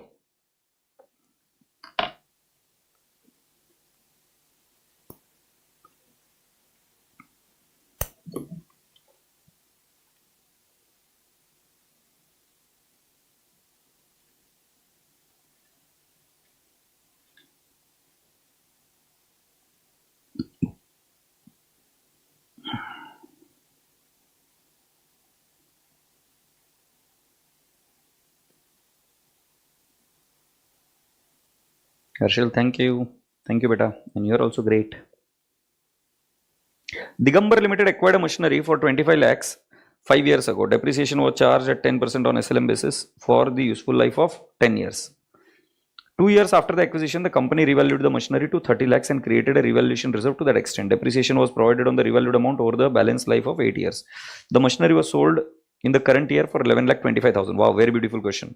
And give accounting treatment for the above in the company's account. What will be the treatment if the machinery fetched only 4,25,000 now? So see, बेटा पहले हम क्या करते हैं, 5 years ago 25 लाख में आया था. Depreciation was charged at 10%. 2 years after acquisition, the company revalued the machinery to 30 lakh and created the revaluation. तो बेटा जी इसकी यूजफुल लाइफ कितनी थी? 10 years. कैलकुलेटर पर लो, 25 लाख डिवाइड बाय 10, 2,50,000 इंटू 2 कितना आएगा बेटा जी? 5 lakh. So can I not से कि मेरा कॉस्ट है 25 लाख, मेरा एक्यूमुलेटेड डेप्रिसिएशन है 5 लाख, मेरा WDV है 20 लाख. क्लियर? अब उन्होंने क्या बोलते हैं, इसको 30 लाख किए बोले, तो एक्यूमुलेटेड कितना हो जाएगा? X. तो बेटा जी हम क्या करेंगे, 30 इंटू 5 डिवाइड बाय 20 कितना आ जाएगा? 7.5. और बेटा जी 30 इंटू 25 डिवाइड बाय 20 कितना आ जाएगा? 37.5. तो बेटा जी डिफरेंस कितने का हुआ? 25 माइनस 37.5 12.5, और ये 2.5, और ये बढ़ गया कितने से? 10. अब तुम्हारे पास एक तरीका ये हुआ, या दूसरा तरीका क्या कि तुम एक्यूमुलेटेड डेप्रिसिएशन को उल्टा मार दो.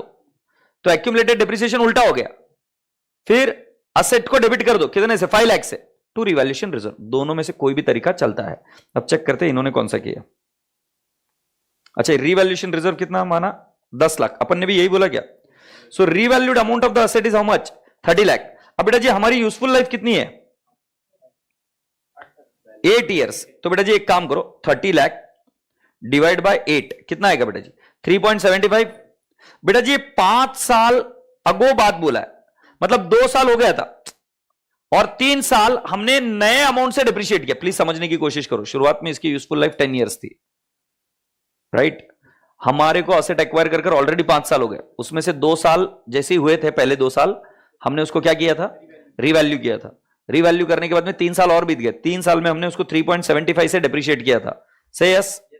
The machinery was sold in the current year for 1125. Current year मतलब आफ्टर 5 years की बात चल रही है, तो हमें कितने साल डिप्रिशिएट करना पड़ेगा? 3 years. So 3.75 into 3. So can I not से 30 माइनस 11.25? ये समझे कि नहीं समझे? सो 30 माइनस 11.25, सो यह 18.75 WDV है क्या?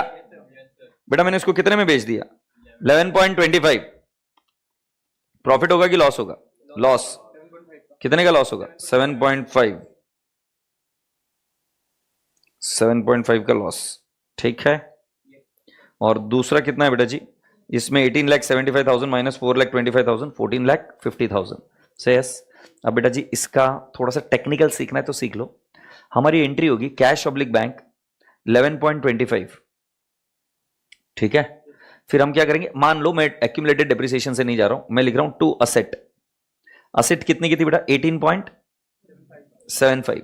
तो इधर क्या आ जाएगा? लॉस. लॉस कितने का आ जाएगा बेटा? 7.5. ये क्लियर हुआ बेटा? जब असेट बिक जाएगी तो उस असेट का रिवैल्यूएशन रिजर्व इधर कुछ नहीं कर सकता अभी. सो जो आरआर है इसका जो क्रिएट किया था आपने 10 लाख का, 10 लाख का आरआर था ना? सो जो आरआर है वो जाएगा रिटेन्ड अर्निंग्स में. रिटेन्ड अर्निंग्स में कितना जाएगा? 10. क्यों? अबे असेट सेल होने के बाद में उसका रिवैल्यूएशन रिजर्व क्या करता? तो इधर ये लिखा है ना, revaluation reserve directly transfer to retained earning 10 lakh. So loss book कर दिया, बट उसके बाद में जो रिटेन्ड अर्निंग्स है वो रिटेन्ड अर्निंग्स भी कहां, जो रिवैल्यूएशन रिजर्व है वो भी कहां जाएगा?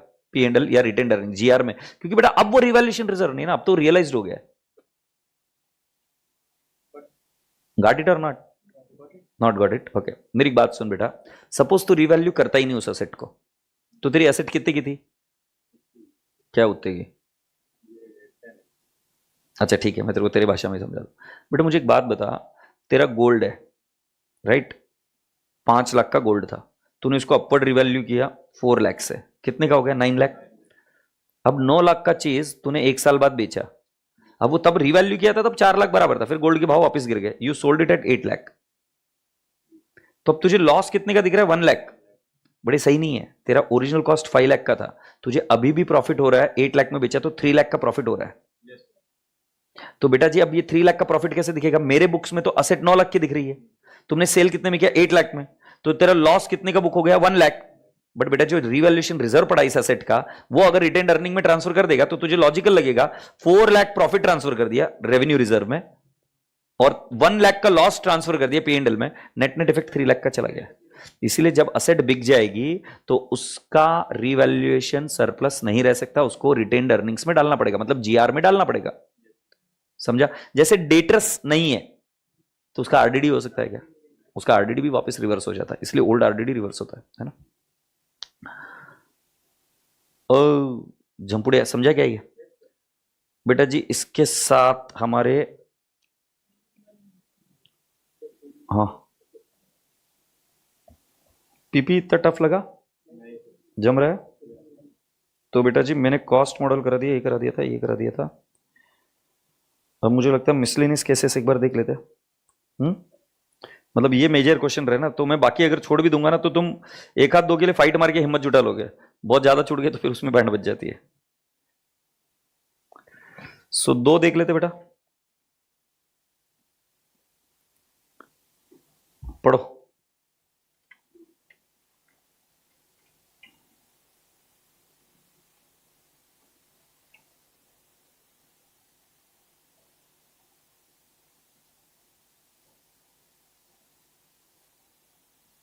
An amusement park has a soft opening to the public to trial run its attraction. Tickets are sold at 50% discount.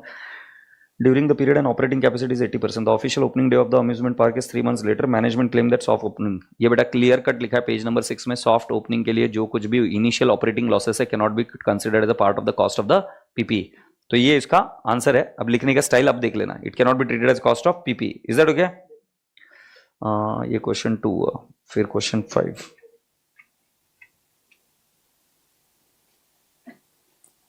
ये रहा 5 बेटा कंस्ट्रक्शन कंप्लीट हो गया 1 नवंबर को, उसको यूज नहीं किया 1 मार्च तक। कमेंट, डेप्रिसिएशन कब से चालू होगा? डेप्रिसिएशन कब से चालू होगा? 1 नवंबर से हो जाएगा शुरू। Yes, depreciation should commence as soon as when it is acquired and available for use. Agreed? ये 5 के बाद 7 बेटा क्लास ऑफ द असेट के लिए क्वेश्चन है।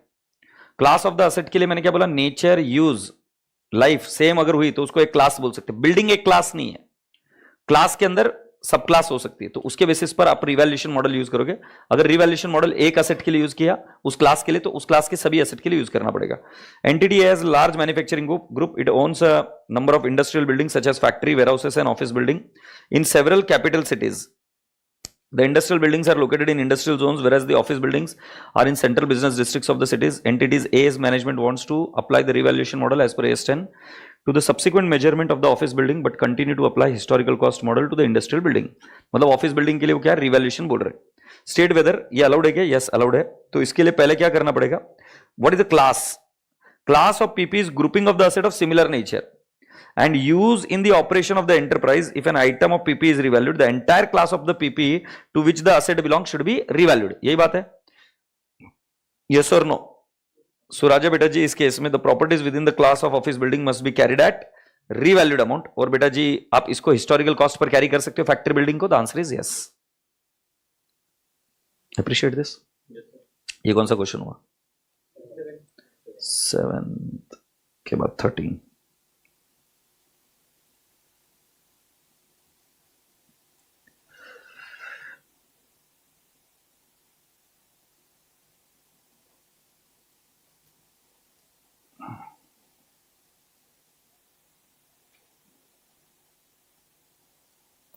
Entity A carried a plant and machinery in its book of 2 lakhs.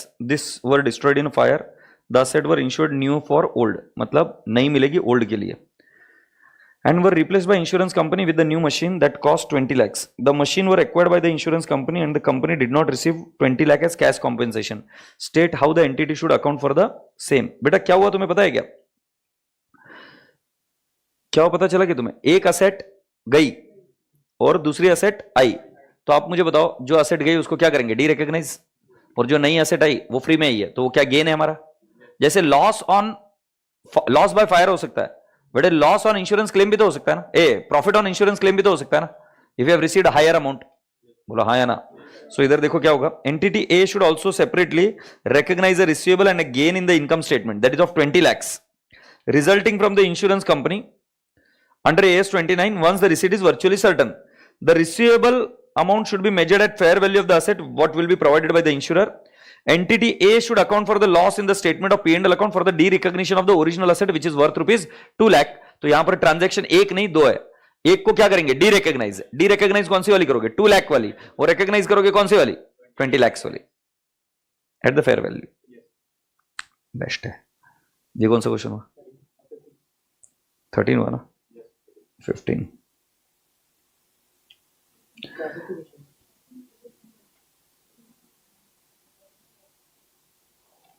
ये सुनो ना, ये देख लेना आप, थ्योरी क्वेश्चन है 15।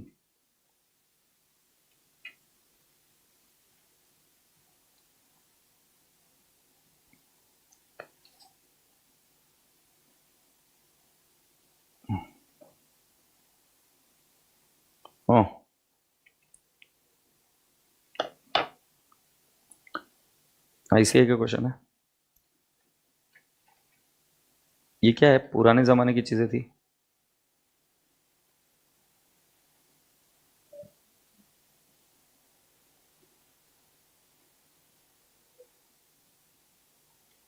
Entity A has a policy of not providing for depreciation on a PPE capitalized in the year until the following year, but provides for full year depreciation in the year of disposal. मतलब क्या, जिस साल में acquire किया उस साल में no depreciation, जिस साल में बेचेंगे उस साल में फुल डेप्रिसिएशन। AS10 ऐसा कुछ नहीं बोलता है। AS10 बोलता है पहली चीज, depreciation should start when the asset is available for use in the nature and condition as intended by the management.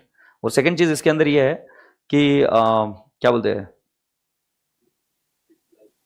it should be depreciation should be provided in the pattern of it should be provided in the on the basis in which the pattern of economic benefits are consumed from the asset। ये दो ही point बोलता है AS10। तो बेटा जी इस case में बोलते हैं कि हम ऐसा करेंगे, वो अलाउड नहीं है। तो ये लिखा, the policy of entity is not acceptable. अब थक रहा हूँ यार मैं, अब मैं जाऊंगा, सॉरी बट मैं पेट दुख रहा है, मैं जाना पड़ेगा। Entity B manufactures industrial chemical and uses blending machines in the production process. The output of the blending machine is consistent from year and year. They can use for different product. However, the maintenance cost increase from year and year, and new generation machine with significant improvements over existing machine is available every 5 years. Suggest depreciation method to the management. WDV. Why WDV? Production consistent है। हाँ, तो उसके production के basis पर अगर आपका revenue same है तो उस केस में it can B SLM। But अगर मान लो आपका पैटर्न ऑफ इकोनॉमिक कंजम्पशन, मतलब जो बेनिफिट डिराइव हो रहा है, it is in the reducing manner, you can use WDV method also। तो ये देखो, straight line method should be adopted because the production output is consistent from year to year. Factors such as maintenance cost or technical obsolescence should be considered determining the blending machines useful life। तुमको पता चला मैंने क्या बोला, SLM क्यों?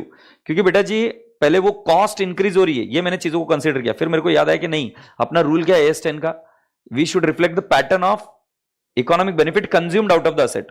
तुम्हारा बाकी का कॉस्ट खर्चा क्या हो रहा है उसको देखना नहीं है, तो उसके बेसिस पर हमें कौन सा मेथड यूज करना चाहिए, SLM, क्योंकि उन्होंने production is constant uniform from year two year बोला हुआ है। यस और नो। अब यूजफुल लाइफ कैसे डिसाइड करना, तो डिपेंडिंग अपॉन द नई टेक्नोलॉजी क्या आ रही है, नई मशीन क्या आ रही है, आप कितने साल तक यूज करने की इच्छा रख रहे हो, उसके बेसिस पर आप सारी चीजें करोगे। सही। यस। अच्छा सुनो ना बेटो, अभी आप कर लेना, बहुत कम क्वेश्चन रहे AS10 के, और AS2 मेरे को लगता है ईजी है, तुम्हें नहीं इजी लगता है तो मेरे CA विद्या चैनल पर AS2 का मैराथन है।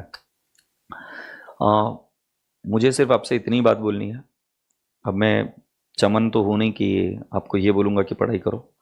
मुझे सिर्फ इतना पता है कि अगर अभी तक टिके हुए हो, मैराथन आ रहे हो, देख रहे हो, कर रहे हो, तो तुम्हारी पढ़ाई में प्रॉब्लम है, मुझे नहीं लगता। तुम सिंसियर इनफ हो। अब कुछ चीज़ होती है जो मैं आपको बताता हूँ, मेरे पर्सनल विचार में जो चीज़ आई है वो बता देता हूँ कि भाई 99.9% या 5%, 99.5% ये रोल प्ले करेगा आपकी मेहनत का, बट 0.5% रोल प्ले करता है कि आप क्या कर्म करते हो, क्या सोचते हो, क्या संस्कार है आपके इस पर। तो हर रोज शांति से बैठकर एक 2-4 मिनट, 5 मिनट थोड़ा सा खुद के बारे में अच्छा विचार करना शुरू करो। और वो अभी इसलिए करना ज़रूरी है क्योंकि तुम्हें पता है क्या, एकदम स्पर्ट ऑफ द मोमेंट में तुम देखो, अभी जब तुम पढ़ाई करना छोड़ते हो ना तो इरिटेट होकर छोड़ते हो, अब नहीं होगा, बस हो गया, मेरे से नहीं होने वाला, यू गिव इट अप। मतलब मैंने ऐसे ऐसे बच्चों को देखा, सीए कर रहे थे, बहुत होनहार थे, सीए फाइनल का एक ग्रुप छूट गया था सिर्फ, उसमें एक सब्जेक्ट एग्जामिशन भी रहा होगा, और मैं मजाक नहीं कर रहा हूँ, इसकी कसम खा के बता रहा हूँ, ये सत्य है, छोड़ दिया, बोले नहीं होता मेरा इंटरेस्ट इसमें ही नहीं, क्योंकि वो इरिटेट हो जाते हो, तुम भूल जाते हो कि हमने शुरू क्यों किया था। तो इसलिए हर रोज ये काम करना जरूरी है, क्योंकि वो 0.5% भी मैटर करता है, और मेजॉरिटी केस में उसी 0.5% को बच्चा ध्यान नहीं रख पाता है। जो बच्चा कंसिस्टेंटली पढ़ लेगा, कर लेगा और पॉजिटिव रहेगा, वो बहुत बढ़िया है। एग्जाम डे के दिन भी ये चीज़ भूलना मत, मुझे याद रखना। देखो ये बात हमेशा ध्यान में रखना, तुम येड़े नहीं हो, तुम चमन नहीं हो, कितना पढ़ने के बाद में तुम बोलोगे कि सर मैं फेल हो गया। It is not about studies now, you are not going to flunk because of studies, you are going to flunk because what you gonna think, how you will give up. जो ये give up होगा ना, ये sudden होगा, आपको पता भी नहीं चलेगा कि आपने गिव अप किया, आपको ऐसा ही लगता रहेगा कि परिस्थितियां गलत थी। परिस्थितियां गलत नहीं रहने वाली, जब रिजल्ट आएगा तब आपको पता चलेगा, जो पेपर में कांड हुआ था ना, जिसमें बैंड बजी थी ना, उसमें थोड़ा सा और उस समय छोड़ते नहीं, 10 दिन 15 दिन के लिए कर लेते तो शायद पास हो जाते। जिस टॉपिक को आप छोड़ते हो ना इरिटेट होकर, तुम देखना, तुम्हारा तुम्हारा ऑब्जर्वेशन देखना, उसको तुम इरिटेट होकर छोड़ते हो, विचार विमर्श कर कर नहीं छोड़ते हो। अभी छोड़ना भी है तो उसमें से जितना आप एब्जॉर्ब कर सकते हो उतना एब्जॉर्ब करके छोड़ना, हमेशा इसको शीतल रखना, काम रखना इसको, दिमाग को।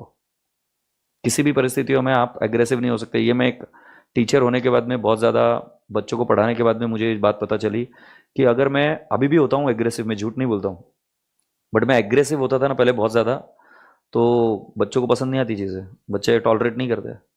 तो every profession has a got a cost associated with your profession, and with my profession the cost associated with it is that I have to maintain my peace and silence in any which ways. बच्चा कुछ भी कर ले, मेरे कान में आके वो चिल्ला देगा तो भी मुझे चुप बैठना पड़ेगा, I can't even touch him. ये हर एक प्रोफेशन की प्रॉब्लम है। अब तुम कोई बिजनेस में चले जाओगे ना, तो उधर तुम्हारा मैनेजर वगैरह तुमको गाली गलौज करके बात कर लेगा, बट आपको पेशेंस सीखना पड़ता है, और जो प्रेम से कर लेता है, शिष्टा से कर लेता है, हो जाता है। तो तुम्हारे साथ अभी तुम्हारा जो मजे ले रहा है ना तुम्हारे साथ में, वो तुम्हारी पढ़ाई, तुम्हारे सरकमस्टेंसेस ले रहे हैं ना, तो मजे जब ले रहे हैं ना, तो एक ध्यान में रखना मेरी बात, कि तुम कहां पे गलत जाओगे एग्जैक्टली।